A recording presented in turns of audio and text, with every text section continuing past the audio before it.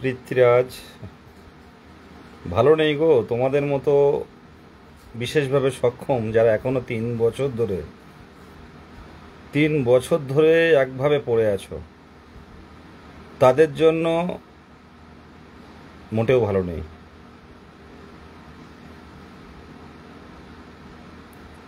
ইমরান ভাই বলছে royal Bengal tiger তেমন কিছু নয়, কিন্তু অধিকার লড়াইয়ে কোনো সমঝোতা নেই।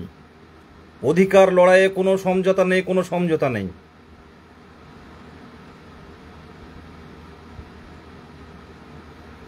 আমাদের নন্দিতা ম্যাডাম বলছে হিরো তো না, না হিরো না, পুরোপুরি জিরো।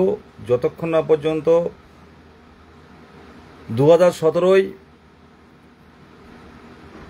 এই নন্দিতা দি খুব অল্প সংখ্যক, মানে অল্প কয়েকটা নাম্বারের জন্য কোয়ালিফাই করতে পারিনি। বয়স হচ্ছে,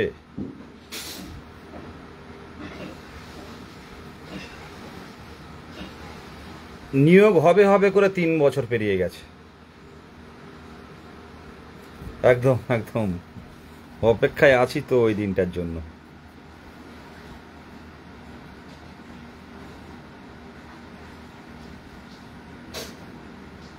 ইমরান ভাই থ্যাংক ইউ। হ্যাঁ, যে কথাটা সবচেয়ে প্রথমে বলবো, সিরিয়াস মুডে বলবো, আমি দেখতে পাচ্ছি না কতজন লাইভ দেখছে। একদম থ্যাংক ইউ, বিয়ে দাও। যে কথাটা প্রথমে, লাইভটা শেয়ার হচ্ছে একটু, যে কথাটা প্রথমে বলবো, আপনি আন্দোলন করছেন, আপনার আন্দোলন দেখে ওরা উপহাস করছে, কিন্তু ওরা জানে না এই আন্দোলন কত রূপ নিতে পারে, এই আন্দোলন কোথায় পৌঁছে যেতে পারে।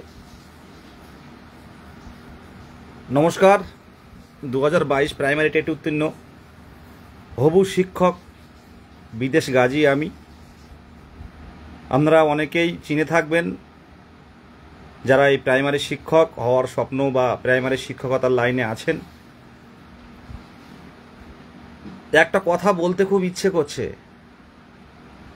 সেটা হচ্ছে ভিক্ষা। মানে আমরা ভিক্ষা চাইছি, আমাকে দিন, আমাদের শূন্য পদে রিক্রুটমেন্ট করুন। ভিক্ষা চাইছি আমরা, ভিক্ষা চাইছি, ভিক্ষা। গণতান্ত্রিক সিস্টেমে নির্বাচিত সরকারের কাছে ভিক্ষা চাইছি, এ দুয়ারে ও দুয়ারে, এ দুয়ারে, যে আমাদের ভ্যাকান্সিটা একটু বাড়ান না, হাতে পায়ে ধরে ঘন্টার পর ঘন্টা অপেক্ষা করে তাদেরকে একটা কথা, ভ্যাকান্সিটা বাড়ান না। অনেক বয়স্ক ক্যান্ডিডেট আছে, আমরা হয়তো এবার স্বপ্নটা পূরণ করতে পারবো।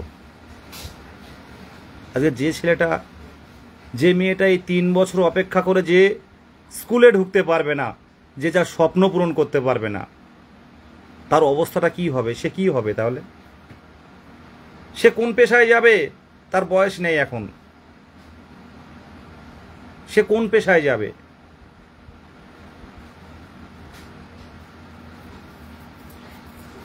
কেউ বলতে পারবেন এর উত্তর আছে?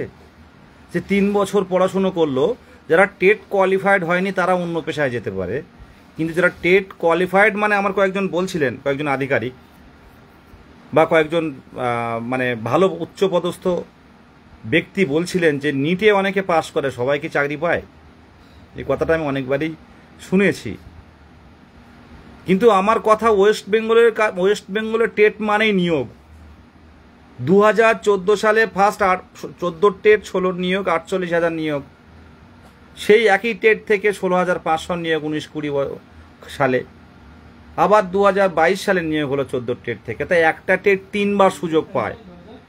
আর যার ওএমআর নেই, যার কে পরীক্ষা দিয়েছে তার কোনো কিছুই নেই, সব ডিস্ট্রয় হয়ে গেছে। সেই টেট থেকে 48,000 আর 10 58 আর 6 কত, 58, 59, 60, 61, 62, 63, 64,000 নিয়োগ করেছে 2014 টেট থেকে। পরে 12,000 আমি অ্যাড করিনি। কি এত মধু ছিল বলতে পারেন? নিটের সাথে এর সাথে এক করলে হয়? রিভু মাহাতো বলছেন জেন জেড আন্দোলনের ডাক দাও। এটা কি আপনারা জানেন? এটা হচ্ছে এমন একটা গণ অভ্যুত্থান, এমন একটা গণদাবি, এমন একটা গণ আন্দোলন একটা সরকারকে সারকার করে দিয়েছিল।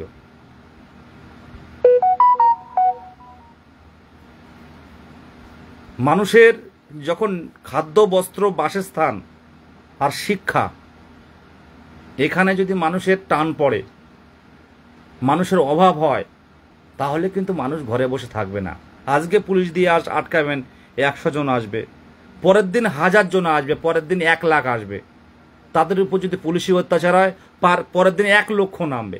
পারবেন আটকাতে? পারবেন? ইতিহাস সাক্ষী আছে। আজকে 50,000 শূন্যপদ দিলে কি ক্ষতি? এটা কেউ কারোর ব্যক্তিগত সম্পত্তি থেকে তাদের স্যালারি দেবে না। আজকে একটা স্কুল বন্ধ হয়ে গেলে এই সরকার, মনে করুন 20 বছর পরে, 30 বছর পরে এই সরকার থাক আর না থাক, তখন কি কেউ জবাবদিহি করতে পারবে যে এই স্কুলটা বন্ধ হলো কেন? কেউ বলতে পারবে? কেউ জবাবদিহি করে আজকের যিনি মুখ্যমন্ত্রী, তিনি কি তার কাছে কেউ জিজ্ঞাসা করতে পারবে স্কুলগুলো বন্ধ করলেন কেন? আপনার এই 35 বছর কি 40 বছরে বা 22 বছরে কি 20 বছরে এতগুলো প্রাইমারি স্কুল বন্ধ হয়েছে? তথ্য তো সব থেকে আছে, দেখতে পাচ্ছি আমরা সবাই।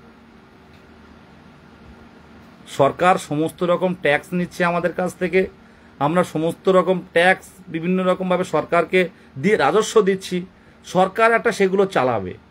তা না করে দান ধ্যান ভাতা এইসব করেই চলে যাচ্ছে। পাড়ায় পাড়ায় সমাধান কি দরকার? পাড়ায় পাড়ায় সমাধান, পাড়ায় পাড়ায় তো আলাদা ডিপার্টমেন্ট আছে, পঞ্চায়েত আছে, আলাদা আলাদা পৌরসভা রয়েছে, কাউন্সিলর রয়েছে, এগুলো হোক।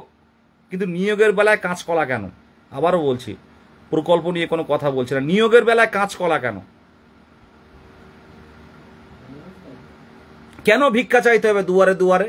এখানে ওখানে, ওখানে উনি বসেন, ওখানে গিয়ে হাতে পায়ে ধরতে হবে যে শূন্যপদটা বাড়ান, নাহলে আমরা পাবো না। ডিপিএসসি যদি শূন্যপদ, যে শূন্যপদ দিচ্ছে 75, 100, 200, 300, এই ভ্যাকান্সি যদি প্রাইমারিতে শুধু ডিপিএসসির উপর নির্ভর করে যদি প্রাইমারিতে নিয়োগ শুরু হয়, তাহলে ভাববেন 2022 স্টেট ম্যাক্সিমাম সব বঞ্চিত থেকে যাবে। আমরা ভেবেছিলাম হয়তো আগে ভ্যাকান্সি লিস্ট প্রকাশ করবে, আমার ব্যক্তিগতভাবে বলতে পারি যে ভ্যাকান্সি লিস্ট প্রকাশ করবে ওইভাবে না।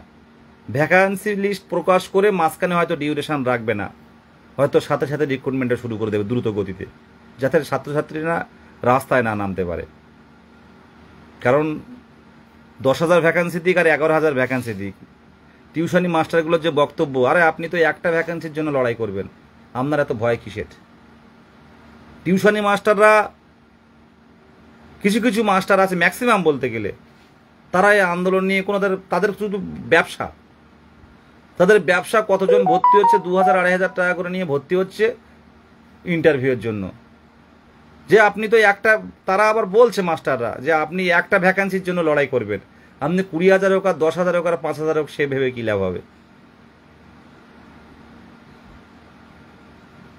তাহলে ভেবে দেখুন, যদি একই সাথে নিয়োগ নোটিফিকেশন আসে, আপনারা রাস্তায় নামতে পারবেন না, আপনারা কিভাবে বলবেন বলুন? মাননীয় মুখ্যমন্ত্রীর কাছে আপনারা যেতে পারবেন না কোনোদিন, শিক্ষামন্ত্রীর কাছে কোনোদিন দেখা করবেন না, পরিষ্কারভাবে বলে দিয়েছেন বিকাশ ভবনে আমি দেখা করব না। আপনারা কি কার কাছে যাবেন বলুন? আজকে একটা নির্বাচিত সরকারের মুখ্যমন্ত্রী, একটা গণতান্ত্রিক পদ্ধতিতে নির্বাচিত সরকারের একটা শিক্ষামন্ত্রী, তাদের সাথে দেখা করতে পারবো না আমরা? ভাই এ কোন গণতন্ত্র? এটা কোন গণতন্ত্র? আপনারা বলুন না। সব ক্ষেত্রেই বলছি কোন গণতন্ত্র এটা? আমরা কথা বলতে পারবো না? 3 বছরে একবার মুখ্যমন্ত্রী দেখা পেতে পারি না? দেখা তারা পেয়েছিল যারা ওই তিলোত্তমার আন্দোলন করেছিল। আন্দোলনটা এই লেভেলের হওয়া চাই, আন্দোলনটা আন্দোলনের মতো হওয়া চাই। 500 জন, 1,000 জন, 1,500 জন নামবেন, পুলিশ টানতে টানতে থানায় নিয়ে যাবে, কার হাত ভাঙলো পা ভাঙলো দেখবে না। পুলিশের কাজ করবে, পুলিশ আমাদের শত্রু নয়, তাদের যা অর্ডার দেবে তার সেটাই করবে। আমরা কি করতে পারি? সে আমাদের করাটা হচ্ছে না কেন? আমি চাকরি প্রার্থী মঞ্চের প্রত্যেকটা টেট উত্তীর্ণদের বলবো যে এই জায়গাটা তৈরি হচ্ছে কেন? 3 বছরে নিয়োগ হয়নি কেন? আপনারা কোনো আন্দোলন করতে পারছেন না? আন্দোলনটা সেই লেভেলের হচ্ছে না। 11 তারিখে কেন চলে আসলেন? বিধানসভার সামনে বসে থাকা ভালো ছিল। এরা এমনিতে শুনবে না, এরা এমনিতে শুনবে না। আজকে আপনার বাবা মায়ের চোখের জল, পরিবারের চোখের জল, পরিবারের দারিদ্রতা ওরা দেখবে না। ওরা সুখে আছে, সত্যি ওরা সুখে আছে। ওরা ওরা আমার তো তোরটা নেই, তোরটা নেই, তেল লেগেছে। ওরা হচ্ছে আপনার বিষয়টা ওরা দেখবে না। আপনার দারিদ্রতা, আপনার যে রাতের কান্না, ওরা এগুলো ওরা জিজ্ঞাসা করলেও হাসবে। ওরা এগুলো বুঝবে না, বুঝবে একদিন বুঝবে। এইভাবে যদি চলতে থাকে একদিন বুঝবে। অর্থমন্ত্রী দেখেছিলেন তো নেপালের অর্থমন্ত্রীর হাল কি করেছিল? কারা কারা দেখেছিলেন বলুন দেখি?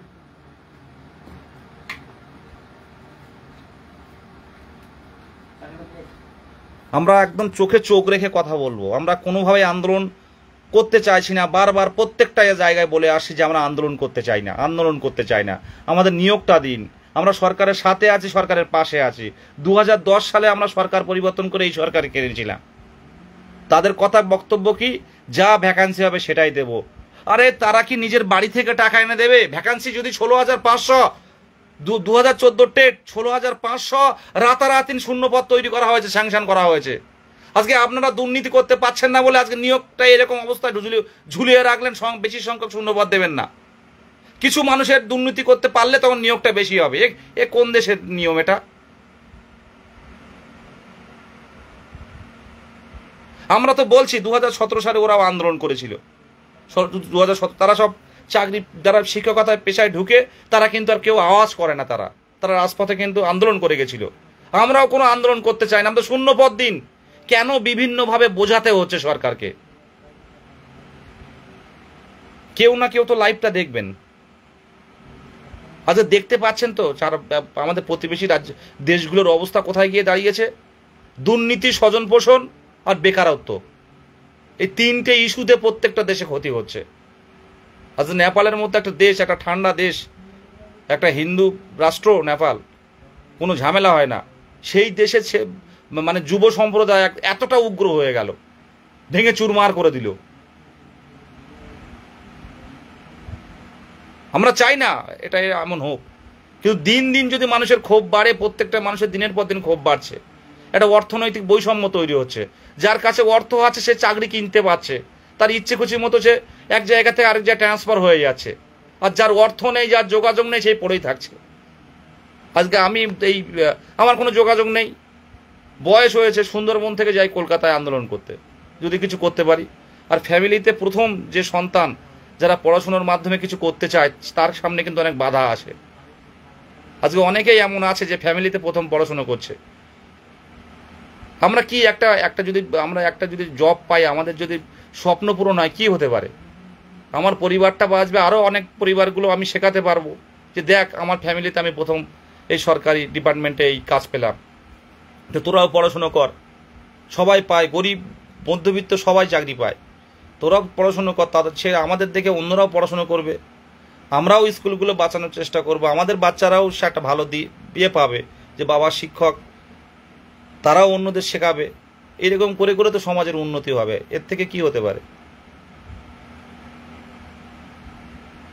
এইভাবে কেন আমাদের হাতে পায়ে ধরে ভিক্ষা চাও, ভিক্ষা দাও, শূন্যপদ বেশি দাও, ভিক্ষা দাও, মন্ত্রীদের বাড়ির সামনে গিয়ে ঝামেলা করা, আমাদের নবান্নে গিয়ে ঝামেলা করা, আমাদের বিধানসভার সামনে গিয়ে বিক্ষোভ দেখানো, আমরা বিকাশ ভবনের সামনে গিয়ে বিক্ষোভ দেখানো, এপিসি ভবনের সামনে গিয়ে বিক্ষোভ দেখানো, ওদিকে প্রাইমারি পোস্ট সভাপতির সামনে দেখা করার জন্য ঘন্টার পর ঘন্টা অপেক্ষা করা, ওদিকে বিকাশ ভবনে প্রিন্সিপাল সেক্রেটারির সাথে দেখা করব, উনি দেখা করবেন না, অন্য জায়গায় পাঠিয়ে দিলেন, সেখানে 2 ঘন্টা ওয়েট।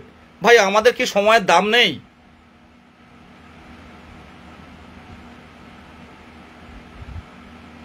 আমাদেরকে সময়ের দাম নেই? আমাদেরকে মা বাবা নেই?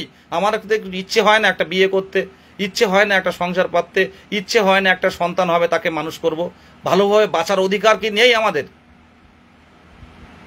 তাহলে এইসব সমাজ, এই গণতন্ত্র কি হবে তাহলে যদি সেই ইচ্ছাটুকু পূরণ না হয়? আজকে আপনারা ভোটের বিনিময়ে ভোট করিয়ে দেওয়া হলো, আপনাদের ভোট দেওয়া হলো, আপনারা উপরে উঠে গেলেন, আপনারা হাজার হাজার সিকিউরিটি নিয়ে ঘুরে বেড়াচ্ছেন, আর আমরা কথা বলতে পারছি না। এ কোন গণতন্ত্র এটা?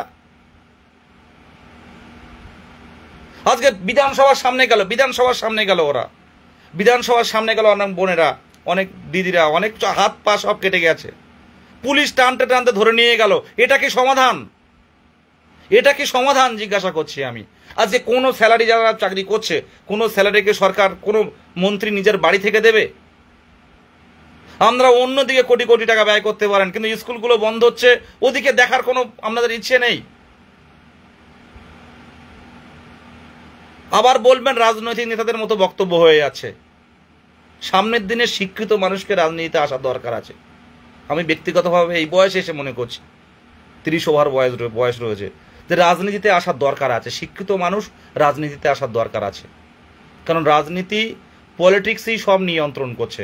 আমরা হয়তো ভাবেন অনেকেই যে শিক্ষকতা বা অন্য পেশায় গেলে আর রাজনীতি করা যাবে না, কিন্তু সঠিক রাজনীতি করেছিল সুভাষচন্দ্র বোস, শরৎচন্দ্র, কাজী নজরুল ইসলাম। এই বসিরহাটে দাঁড়িয়েছিল এক সময় মুসলিম লীগ থেকে, তাদের জীবনী অনেক পড়েছি। রাজনীতিতে আসার দরকার, রাজনীতি সব কিছু নিয়ন্ত্রণ করে। আজকে যে প্রধানটা পাড়ার প্রধানটার কাছে জানতো, সই করতে গিয়ে কলম ভেঙে যাবে, কিন্তু সে জ্ঞান দিতে ছাড়বে না, সে অর্ডার মানে না কোনো।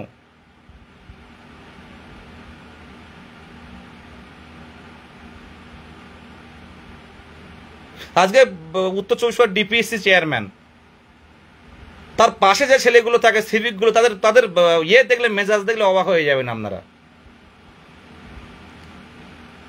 ডিপিএসসি চেয়ারম্যানের সাথে কথা বলবো, তার সাথে কথা বলতে গেলে 10 দিন আগে অ্যাপয়েন্টমেন্ট নিতে হবে। আবার এমনও আছে অনেকেই যে তারা ডিপিএসসি চেয়ারম্যান, কিন্তু খুব অমায়িক লোক। এই পূর্ব মেদিনীপুরের হাবিবুল স্যার, কাল দেখা করলাম, এত ভালো মানুষ বলার মতো নয়।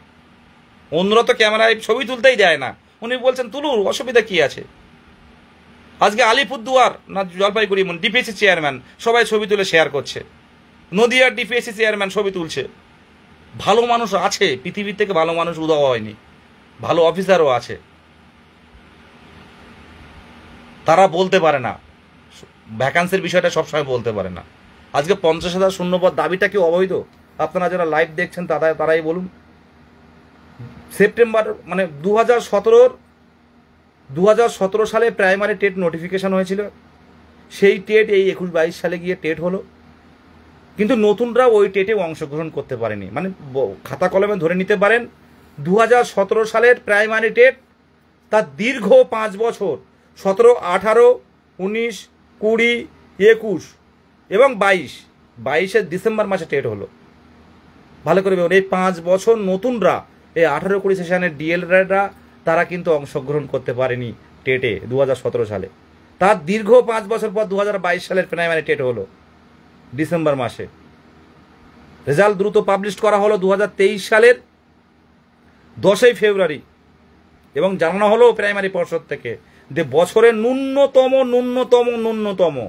2বার নিয়োগ হবে, কোনো টেট পাস বসে থাকবে না।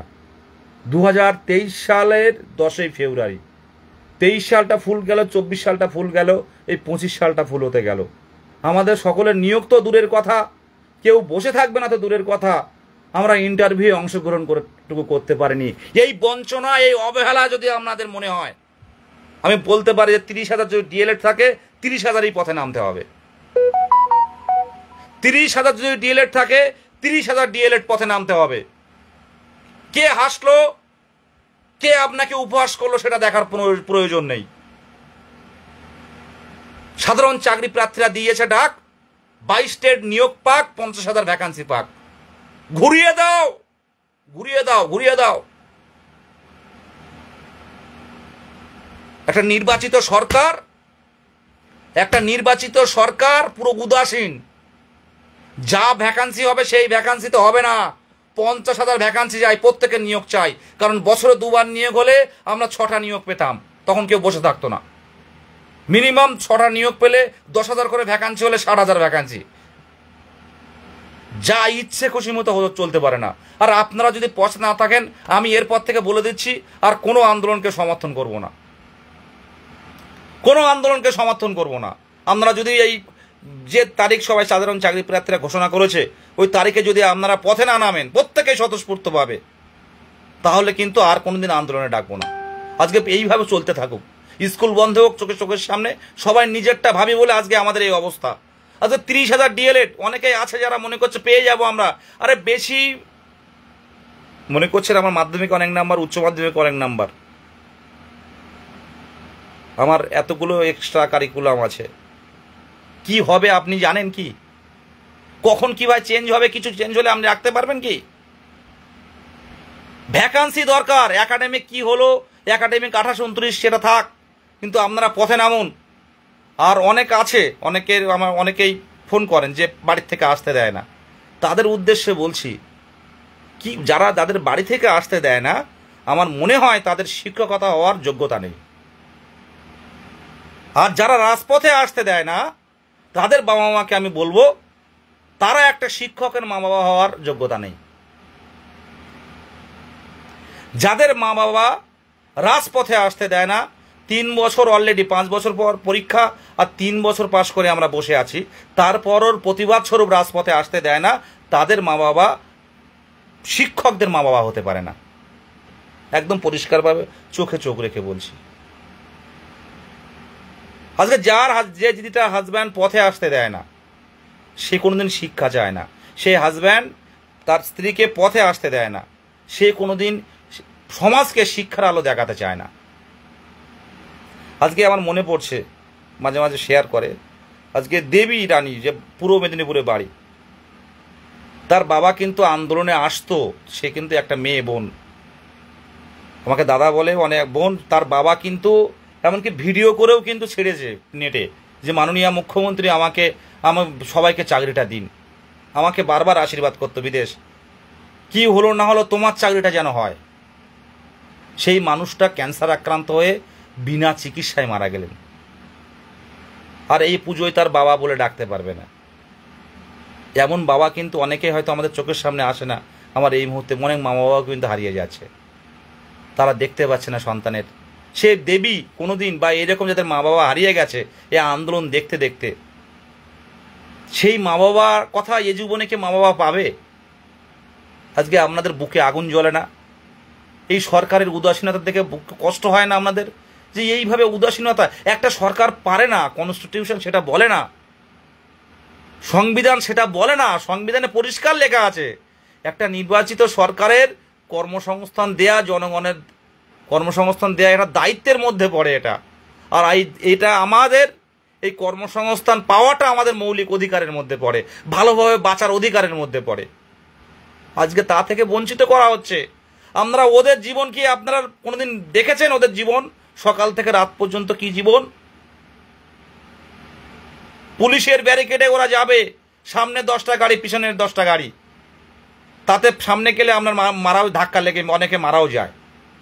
হুঁ করে বেরিয়ে যাবে লালবাতি নীলবাতি গাড়ি লাইট জ্বালাতে, আর পুলিশ সাধারণ মানুষ পাশে থাকলে ঠেলে ধাক্কা মেরে ফেলে দেবে। মন্ত্রী যাচ্ছে, আপনারা সাইড দিলেন না কেন? কোনো বিচার হবে না। ভাই কিসের গণতন্ত্র এটা? কিসের গণতন্ত্র?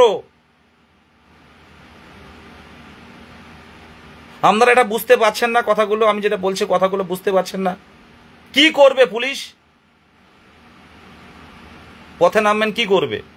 সাধারণ মানুষের অসুবিধাটুকু করবেন না, আর বাদ বাকি শান্তিপূর্ণভাবে অবস্থান চালিয়ে যান। কেস দেবে? ভয় পাই না, ভয় পাই না। কোর্ট আছে, কোর্ট বিচার করবে। কোর্ট মহামান্য আদালত আছে, আদালত বিচার করবে। পুলিশ কোনোদিন শাস্তি দিতে পারে না, আদালত বিচার করবে। যে 5 বছর অপেক্ষা করে আছি, আমি কর্মসংস্থান চাই, ভালোভাবে বাঁচতে চাই, সেই ভালোভাবে বাঁচাটা কেড়ে নিতে পারেন না আপনারা। কেন বলেছিলেন বছরে 2বার নিয়োগ, কোনো টেট পাস বসে থাকবে না?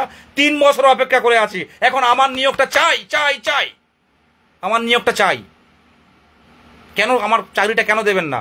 আমি টিচার এলিজিবিলিটি টেস্ট কোয়ালিফাইড হয়েছি, 2 বছরের পূর্ণ প্রশিক্ষণ, 50% মাধ্যমিক উচ্চ মাধ্যমিকের নাম্বার, কেন দেবেন না? কি সমস্যা? বিভিন্ন সূচক আছে তাই না? টেট পাস হচ্ছে মেন সূচক। টেট পাস করা মানে আপনি টিচারের যোগ্য হয়ে গেলেন। এখন সরকার চাইলে শূন্যপদ দিয়ে সকলের নিয়োগ করতে পারে, এখানে কোনো একাডেমিক টিম কোনো প্রয়োজন হয় না। TET qualified, you are teacher. এদের সারা জীবন বৈধ, বুঝতে পারছেন? মানে নিয়োগ করলে সরকার সব নিয়োগ করতে পারে, কোনো আইনি জটিলতা নেই। যে 82 পেয়েছে আর যে 92 পেয়েছে বা 110 পেয়েছে, সারা জীবনে টেট সার্টিফিকেট ভ্যালিড। মানে আপনি শিক্ষক, আপনি হবু শিক্ষক হন, আপনি শিক্ষক।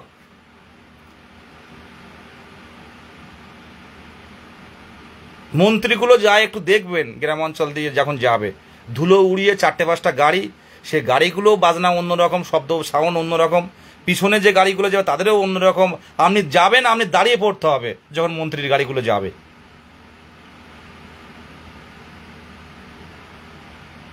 যারা কাছে আছে তারা স্বজন পোষণ করছে, নিজের আত্মীয়দের চাকরি দিচ্ছে, দেখতে পাচ্ছি। শুধু এই সরকারই না, যেখানে মুখ্যমন্ত্রী ডাইরেক্ট বলছেন যে কোনো নিয়োগের ক্ষেত্রে কম বেশি হবে, এরকম হোক, অসুবিধা নেই, কিন্তু বড় নিয়োগটা দিন। যারা ম্যাক্সিমাম ক্যান্ডিডেট, যারা যোগ্যতার ভিত্তিতে যারা এখনো পর্যন্ত মানে অপেক্ষায়, তাদেরকে নিয়োগটা দিন। এভাবে বলা যায় না অনেক কথা, যে এইভাবে সম্ভব 1-2 ওইভাবে ঢুকবে। মুখ্যমন্ত্রী যেটা বলছেন 1 লক্ষ শূন্যপদ, সেটা কমে এখন এসছে 21,000। প্রত্যেকের উদ্দেশ্যে বলছে, এই লাইভ দেখে যদি ইচ্ছে হয় প্রত্যেকে 10 জন করে পথে নামুন, প্রত্যেকে বাবা মাকে নিয়ে আসুন, বন্ধু বান্ধবকে নিয়ে আসুন, আপনার আত্মীয় স্বজনকে নিয়ে আসুন, প্রত্যেকে আত্মীয় স্বজনকে আজকে তৈরি থাকুন, 10-15 জন করে নিয়ে আসুন। আজকে সবাই একসাথে নামবো, কেউ পিছবে না। আর মুখে যেন আওয়াজটা থাকে, চোখে চোখ রেখে কথা বলাটা থাকে। প্রত্যেকের উদ্দেশ্যে বলছি, চোখে চোখ রেখে কথাটা যেন থাকে। ওই বিধানসভা অভিযানের মতো অভিযান হবে, একটা কথা বলে দিলাম। আজ কারোর যদি কোনো ক্ষয়ক্ষতি হয়, এর দায়িত্ব প্রশাসনকে নিতে হবে। একদম পরিষ্কার জানাচ্ছি, একদম পুরো সোশ্যাল মিডিয়াতে। আন্দোলন করতে গিয়ে, ছুটতে গিয়ে পা ভাঙা কোনো গাড়ি, কোনো একটা দুর্ঘটনা ঘটলে এর দায় পুরো প্রশাসনকে নিতে হবে। নাহলে প্রশাসন জানিয়ে দিক যে 50,000 ভ্যাকান্সিতে আমরা নিয়োগ বের করছি, আরে 10-12-15,000 ভ্যাকান্সি দিয়ে নিয়োগ করলে এ নিয়োগ কিন্তু আমরা মানব না। পরিষ্কার কথা বলছি, যেহেতু 3 বছর অপেক্ষা করে আছি, আর কোনো সমঝোতা নয়, আর কোনো সমঝোতা নয়। প্রত্যেকের উদ্দেশ্যে বলছি, এখানে কোনো নেতৃত্ব নয়, এখানে কোনো বিদেশ গাজী ডাক দিচ্ছে না। আমার ফেসবুক পোস্ট থেকে কিন্তু আমি একটাও এখন কবে আন্দোলন আমি শেয়ার করিনি। পুলিশ প্রশাসনকে দেখার অনুরোধ জানাই। এখানে কোনো নেতৃত্ব নেই যে নেতৃত্বর মাথাটা ধরে তার মাথাটা ঘুরিয়ে দেবেন, কোনো নেতৃত্ব নেই। আপনারা কথা দিয়েছিলেন যে প্রিন্সিপাল সেক্রেটারির সাথে দেখা করাবেন, প্রিন্সিপাল সেক্রেটারি আমাদের সাথে দেখা করেননি।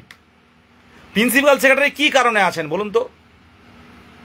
অনেক কাজ আছে, বিকাশ ভবনে অনেক রকম কাজ আছে, কিন্তু তার থেকে 2 মিনিট সময় নেই বলে কথা বলার মতো। কি কারণে আছেন? যদি এত বড় বিশাল বিকাশ ভবন, সব এসি রুম, বিশাল লালবাতি নীলবাতি গাড়ি ঢুকছে, কাদের ভালোর জন্য ঢুকছে এগুলো? আমরা কথা বলতে পারবো না? কিসের ভিআইপি বলুন তো, কিসের ভিআইপি? সবাই তো মানুষ, আমরা মানুষের স্বার্থে আছে। 2 মিনিট কথা বলা যায় না? চা খেতে খেতেও তো 2 মিনিট কথা বলা যায়। সিস্টেমটা পরিবর্তন দরকার আছে, এই সিস্টেমটা পরিবর্তন দরকার আছে। আর এইভাবে ছোট্ট ছোট্ট ক্ষোভ কোন দিন আছড়ে পড়বে রাজপথে, সেদিনেই বুঝবেন। সেদিনই বুঝবে যারা নিজের চেয়ার পেয়ে, নিজের ক্ষমতা পেয়ে অপব্যবহার করছে। ও মানুষ ভালো আছে, অনেক বড় বড় অফিসার আছে, তারা কিন্তু এগুলো খুব মেনটেন করেন। যে সাধারণ মানুষ আসবে আমার সাথে কথা বলবে, পুলিশ থাকবে কেন? আমি নর্মালি কথা বলবো। এমন অনেক মানুষ নেই না, কিন্তু ম্যাক্সিমাম অফিসার, ম্যাক্সিমাম নেতা মন্ত্রী, এরা পুরোপুরি এরা সাধারণদের সাথে কথা বলতে গেলে অনেক রকম প্রোটোকল মানে। আরে সাধারণ মানুষের ভোটে তারা মন্ত্রী হয়, এত কিসের প্রোটোকল? আজ বিকাশ ভবনে শিক্ষামন্ত্রী দেখা করবেন না। আজ কেউ যদি বলে যে আন্দোলন তোমরা সরকার বিরোধী করছো, আমি একটা কথা পরিষ্কারভাবে বলবো, যে সরকার বিরোধী কেউ নয়। এই সরকার প্রত্যেকেই, যারা এই টেট উত্তীর্ণ আছে, প্রত্যেকেই কিন্তু ভোটের মাধ্যমে এই সরকার নির্বাচিত করে। প্রত্যেকেই 2010 সালে আর একটা সরকারকে উৎখাত করে, বাম সরকারকে উৎখাত করে এই মুখ্যমন্ত্রী কেড়েছিলেন। আর আন্দোলনের কথা কেউ যদি বলেন, আন্দোলনটা কিভাবে রাজপথে হচ্ছে, আবারও আমি বলছি, তখন ফার্স্ট ইয়ারে পড়ি, এই একটা সরকার ছিল, ছাত্র হিসাবে মুখ্যমন্ত্রী পরিবর্তন, মানে তখন নেত্রী মমতা ব্যানার্জি পথে নেমেছিল, আইন অমান্য করছিল কলকাতায়। সেই আইন অমান্যে কিন্তু আমিও গেছিলাম। আবারও বলছি, যারা বলে না যে বিরোধিতা করে কাজ করছে সেই আইন অমান্যে আমিও গেছিলাম। আমি কোনো রাজনীতি করতে যাইনি, আমি একটা ছাত্র হিসাবে গেছিলাম নিয়োগে ছিল বলে। সেখানে মুখ্যমন্ত্রী আজকের নেত্রী, মুখ্যমন্ত্রী সেদিনের নেত্রী প্রেসিডেন্সি জেলে ছিলাম, সেদিনও কিন্তু আইন অমান্য হয়েছিল। আজকের মুখ্যমন্ত্রী মাননীয় মমতা ব্যানার্জি মহাশয়ের সাথে সেদিনের নেত্রী 2010-11 নাগাদ লাস্ট মুখ্যমন্ত্রীর আন্দোলনে আমি কিন্তু ছিলাম এবং প্রেসিডেন্সি জেলে ছিলাম। আমি কিন্তু রাজনীতি করি না, শুধু একটা পরিবর্তন চেয়েছিলাম।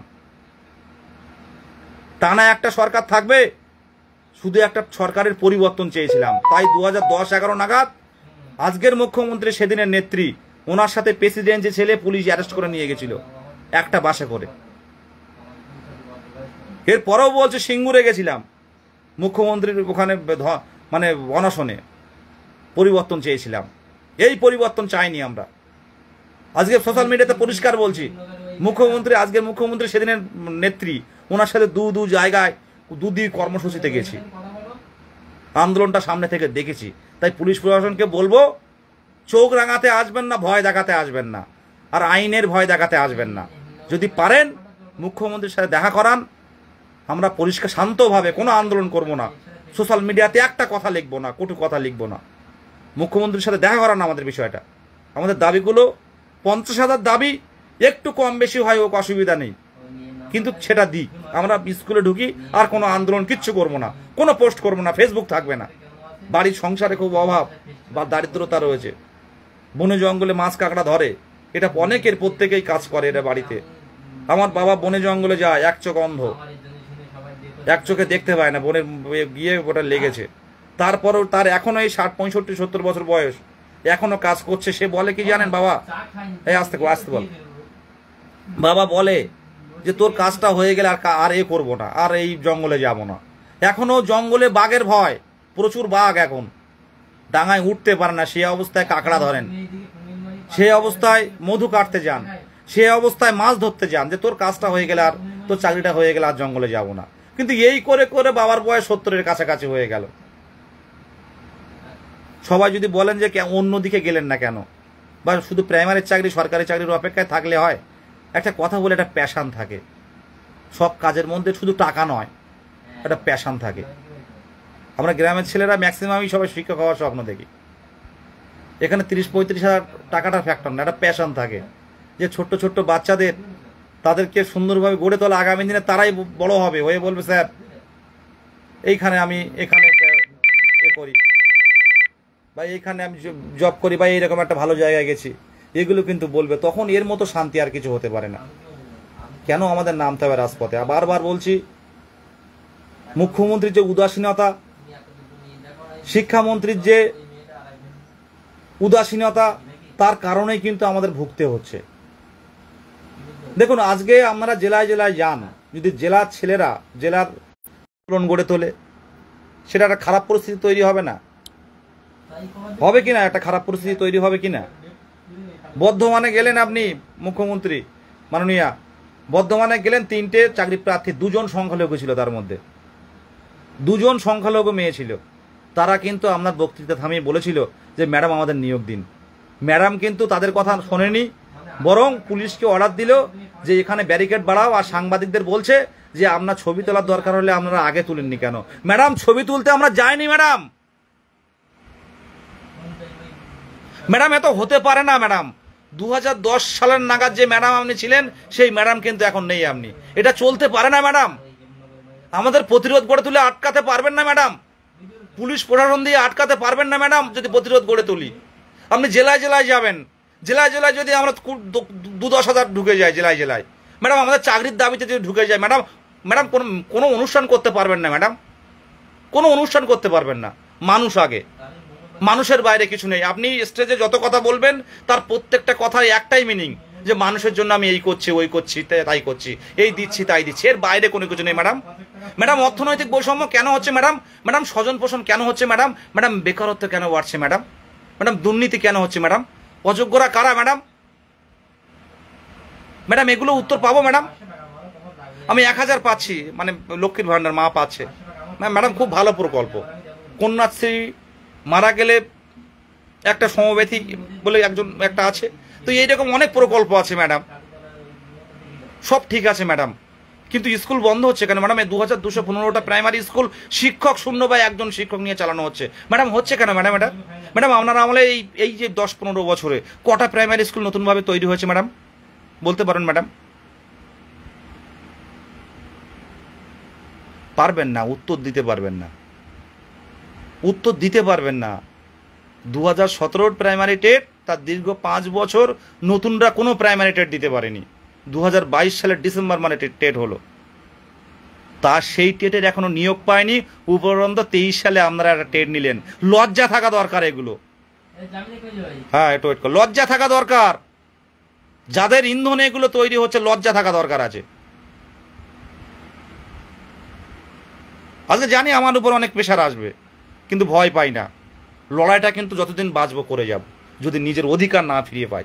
অধিকার ছিনিয়ে যেদিন অধিকার পাবো, যেদিন এই প্রতিবন্ধীরা অধিকার পাবে, যারা রাজপথে আন্দোলন করছে, সেদিন এই আন্দোলন সমাপ্ত হবে। আর আপনারা ভাবছেন যে 10-15 হাজার ভ্যাকান্সি দিয়ে এই আন্দোলনটাকে দমিয়ে দেবো, কেউ আর রাজপথে নামবে না, ভুল হবে। আমরা অনেক আন্দোলন দেখেছেন, চাকরি হারাদের আন্দোলন দেখেছেন। আজকেও বোধহয় একটা আন্দোলন হয়েছে, মিছিল করতে দিয়েছে পুলিশ বিধাননগরে, বিকাশ ভবনের সামনে। আর আমরা গেলে ভয়, আমরা গেলে 22 স্টেট পথে নামলে পুলিশ অ্যাক্টিভ হয়ে যায় যে 22 স্টেট নামছে। কেন? পুলিশ প্রশাসন জানে যে এদের খিদেটা শেষ পর্যায়ে চলে গেছে, এদের ধরে রাখা যাবে না।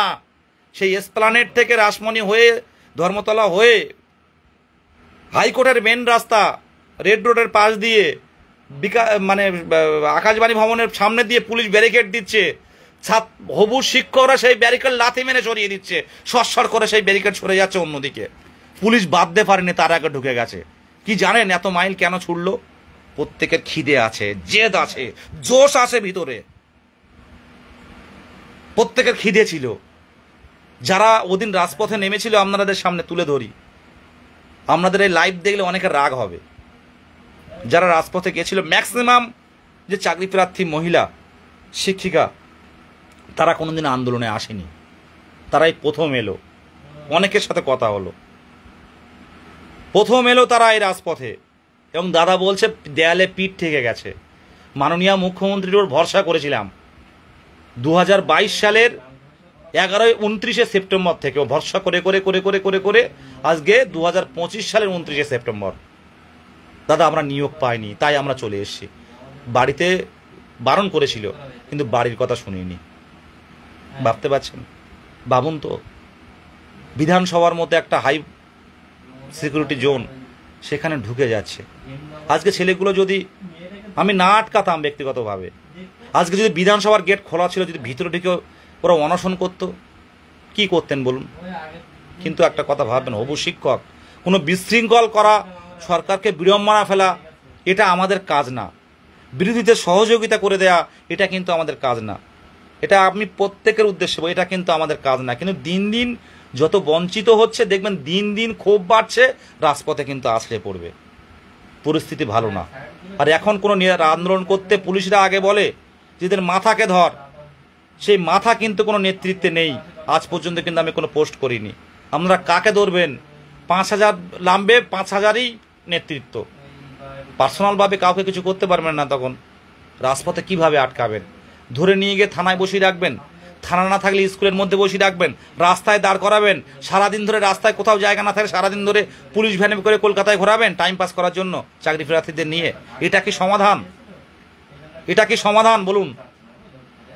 পুলিশ বলল প্রিন্সিপাল সেক্রেটারির সাথে দেখা করাবো, পুলিশের কথা কিন্তু প্রিন্সিপাল সেক্রেটারি ডাকেননি, অন্য একজনের কাছে পাঠিয়ে দিয়েছেন, সেখানে কোনো সলভ হয়নি আমাদের।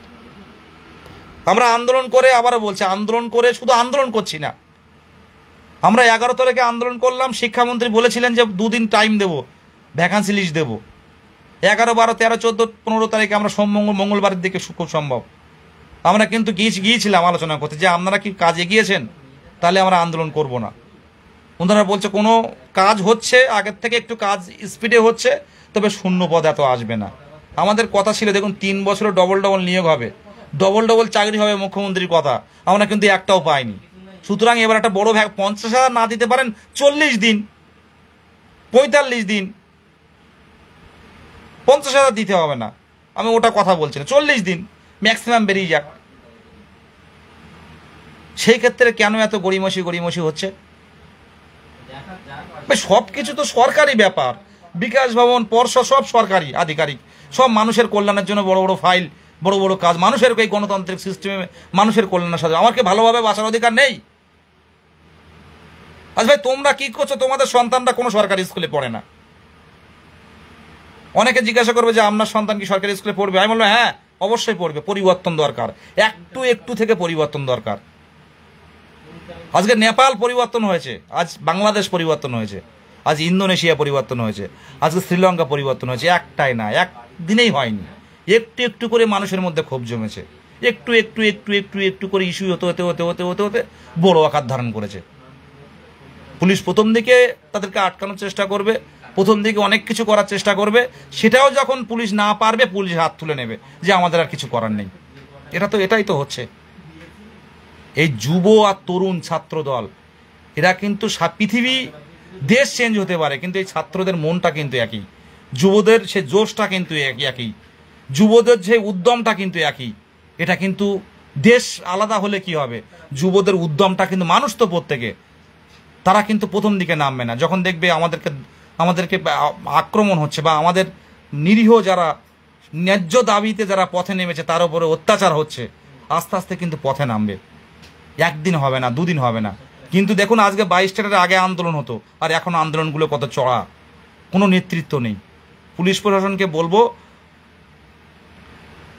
যে ডেট আপনারা দেখেছেন, আমি এখনও ডেট মুখে উচ্চারণ করিনি, যে ডেট আপনারা দেখেছেন এর মধ্যে অন্তত মুখ্যমন্ত্রীর সাথে দেখা করুন। যদি আন্দোলন থামাতে চান, আপনারা আন্দোলনের একদিন আগের থেকে ফোন করা শুরু করবেন। সেটা না করে যদি আন্দোলন থামাতে চান, এই কয়েকদিনের মধ্যে আমাদের মাননীয় মুখ্যমন্ত্রীর সাথে দেখা করিয়ে দিন। মাননীয় মুখ্যমন্ত্রীর হাই প্রোফাইল, আমি সেখানে যাচ্ছি না। আপনি অন্তত প্রিন্সিপাল সেক্রেটারি, পর্ষদ সভাপতি, ওনাদের দুজনের একসাথে বসিয়ে আমাদের কথা বলান এবং 50,000 শূন্যপদের দাবিগুলো রাখবেন, তাহলে আমরা আন্দোলন সব রকমভাবে তুলে নেব। আবারও বলছি, আপনারা দেখতে পাচ্ছেন যে এই রাজপথে কত প্রান্তিক গ্রাম থেকে অনেক সংখ্যালঘু বোনেরা আসে, সব বোরখা মাথায় দিয়ে, বোরখা পরে আসে, হিজাব পরে আসে রাজপথে আন্দোলন করতে। আজকে সরকার সেই মুখ্যমন্ত্রীর কথাতে আসতে হয়, যে গরু দুধ দেয় একটু লাথি খেতে হয়। আমরা দুধ দিচ্ছি, লাথি দেব না, চাকরি দিন। আজকে ম্যাক্সিমাম কলকাতার রাজপথে নামে সংখ্যালঘু ভাইয়েরা, তারা আন্দোলনে, যে আমাদের চাকরি দরকার। আজকে এই যে কমেন্ট করছে, প্রত্যেকটা কমেন্ট আমরা ফলো করুন, দেখুন সংখ্যালঘু ভাইয়েরা, সব সংখ্যালঘু ভাইয়েরা দেখুন। এখানে কোনো ধর্ম নিয়ে আসি না, কিন্তু আমরা মুখে না বললেও সবাই বুঝতে পারছি ব্যাপারটা কোন দিকে। তারা কিন্তু আজকে জেগেছে যে চাকরিটা দিন, আমার কাজটা দিন। আমি অন্য রাজ্যে যাব না, আমার ভাতাটা কম দিতে হবে না, আমার কাজটা দিন। স্কুলগুলো বাঁচান, আমার ঘরের সন্তান আগামী দিনে কোথায় পড়বে? আবারও বলছি, সরকারের বিরোধিতা করা, সরকারকে বিড়ম্বনায় ফেলা, বিরোধীদের সাহায্যটা করে দেয়া, এটা আমাদের কাজ না। কিন্তু আমরা কিন্তু লাগাতার আন্দোলন চালিয়ে যাব, আর আন্দোলনটা এরপর থেকে তীব্রতর হবে। আর পুলিশ কিন্তু কোনো কথা বলতে পারবে না। এই আন্দোলনের নেতৃত্ব কিন্তু আমি নই। আবারও বলছি, আপনারা এটা ভিডিও করে নিতে পারেন, আমি আন্দোলনের নেতৃত্ব নয়, হাতের বাইরে চলে যাচ্ছে। কোন আন্দোলন কোন পথে কোথায় গিয়ে আসলে পড়বে কেউ কিন্তু জানে না। অবিলম্বে একটা বসার ব্যবস্থা করুন, একটা সলভ করার ব্যবস্থা করুন। কেউ আন্দোলনে যাবে না, একটা সাধারণ চাকরি প্রার্থীদের নিয়ে সলভ করার চেষ্টা করুন। সরকারকে বিড়ম্বনায় ফেলা, সরকারকে বিরোধিতা করা, এগুলো আমাদের লক্ষ্য নয়। কিন্তু দিন দিন বঞ্চিত হয়ে গেলে আমার বাবা মায়ের চোখের জলটা আমার কাছে আগে সরকারের চেয়ে। সরকারের যে কাজ সরকার রাখতে পারছে না, তখন কিন্তু প্রতিবাদটা আসছে।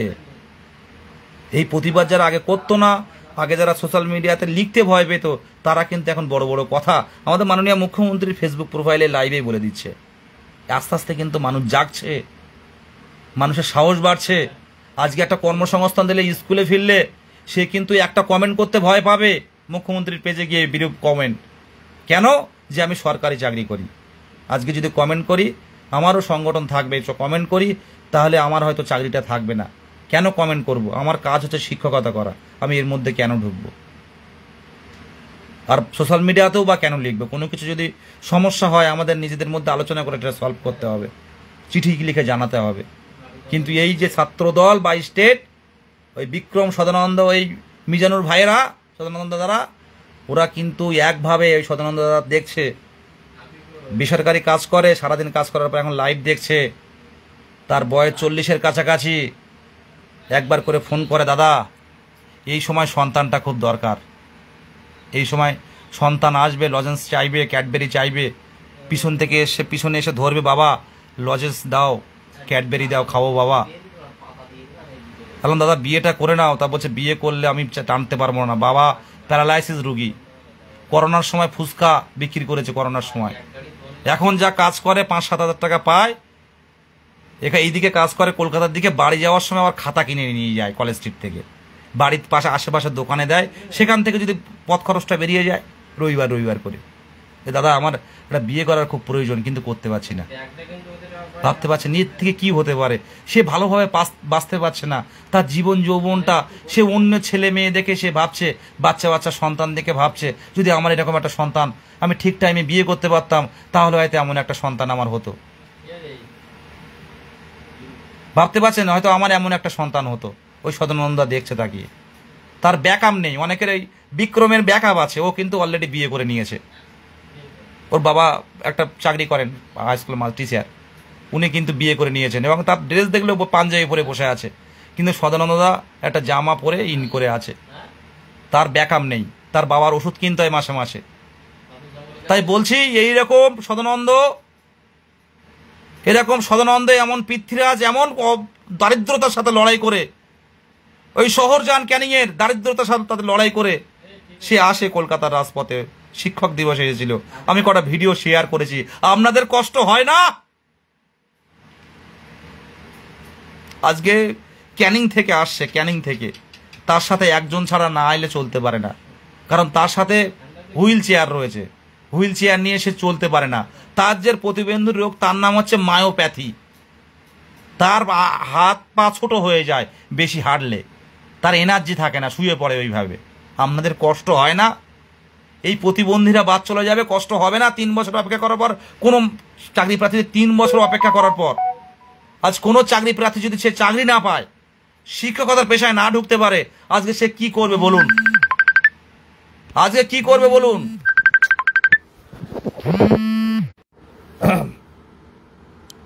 আজকে যে চাকরি প্রার্থীরা 3 বছর পর, আমার সারাদিন ধরে এত ফোন আসে, অনেকেরই ফোন রিসিভ করতে পারে না, আমি নিজে দুঃখিত, কিচ্ছু করার নেই। যে চাকরি প্রার্থী আজকে পাবে না এই 3 বছর, ওদিকে 5 বছর পর পরীক্ষা, 3 বছর বসে থেকে পাশ করে 8 বছর পর কেউ যদি বাদ চলে যায়, সে কি হবে?